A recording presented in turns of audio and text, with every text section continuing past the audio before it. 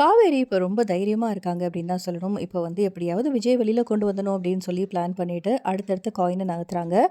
இப்போ அ போலீஸ் ஸ்டேஷனுக்கு வந்த காவேரி கிட்ட வந்து நம்ம ராகினி ரொம்ப ஓவரா வந்து வம்பிழுக்குறாங்க அப்படின்னு தான் சொல்லணும். எதுக்காக நீ இப்போ இங்க வந்த? எப்படியாவது விஜய வெளியில எடுத்துடலான்னு வந்தியா? அது உன்னால முடியவே முடியாது. உன் விஜய பயங்கரமா லாக் பண்ணி உள்ள உட்கார வச்சிருக்கோம் அப்படின்லாம் சொல்ல, ஒரு பக்கம் வந்து பயங்கரமா அடிக்கிறாங்க போட்டு ராகினிய.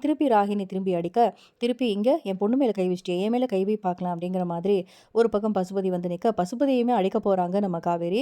ஸோ இந்த மாதிரி கை கலப்பு அந்த இடத்துல போலீஸ் ஸ்டேஷன் முன்னாடி ஆகுது. போலீஸ்லாம் வந்து கொஞ்சம் பிரிச்சு வைக்கிறாங்க. என்ன இது உங்க சண்டை கடைன்னு நினைச்சீங்களா? என்ன நினைச்சீங்க? இது போலீஸ் ஸ்டேஷன். இங்கேயே வந்து இப்படி சண்டை போட்டுக்கிறீங்கன்னா, அப்போ வந்து எவ்வளோ தைரியம் இருக்கணும் அப்படின்னு ஒரு பக்கம் போலீஸ்லாம் வந்து திட்டிட்டு இருக்காங்க. இப்போ பிளான் பண்ணி காவேரி போயிட்டு வெண்ணிலா கிட்ட பேசுறாங்க. விஜய் உன்ன கல்யாணம் பண்ணிக்கிட்டா ஓகே தானே? அதுக்கு நான் சொல்ற மாதிரி நீ செய். போயிட்டு இந்த மாதிரி விஜய்க்கும் இதுக்கும் சம்மந்தம் இல்ல அப்படின்னு சொல்லு. ராகினிய நீ வந்து நம்புன அப்படின்னா, கண்டிப்பா உனக்கும் விஜய்க்கும் கல்யாணம் பண்ணி வைக்க மாட்டாங்க. அவங்களோட பிளானே வேற.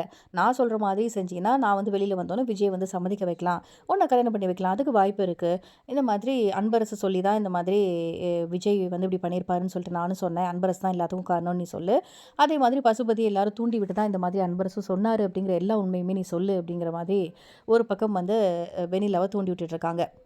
இப்போ வெண்ணிலாவுமே மனசு மாறி ஒரு பக்கம் போயிட்டு போலீஸ் கிட்ட சொல்றதுக்குமே சான்ஸ் இருக்கு. ஸோ இன்னொரு பக்கம் ராதாவ போய் கூட்டிட்டு வந்துரலாம். அதாவது அஜயோட அம்மாவ போயிட்டு கூட்டிட்டு வந்துரலாம் அப்படின்னு சொல்லி காவேரி தாத்தா கிட்ட கேட்க, இப்ப ராதாவ பார்க்கறதுக்கு போறாங்க.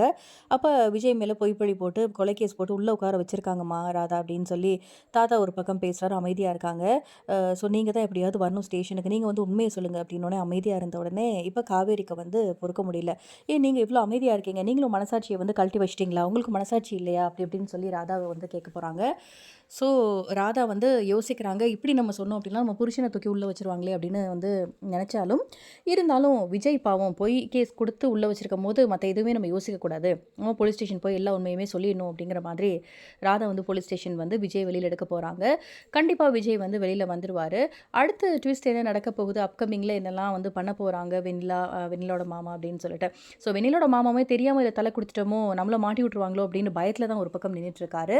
ஸோ அவர் என்ன சொல்ல போறாரு போலீஸ் கிட்ட அப்படிங்கிறத பார்க்கலாம். இந்த வீடியோ பிடிச்சிருந்தா லைக் பண்ணுங்க. இந்த மாதிரி அப்டேட்க்கு மறக்காம நம்ம சேனலை சப்ஸ்கிரைப் பண்ணிக்கோங்க. Thank you.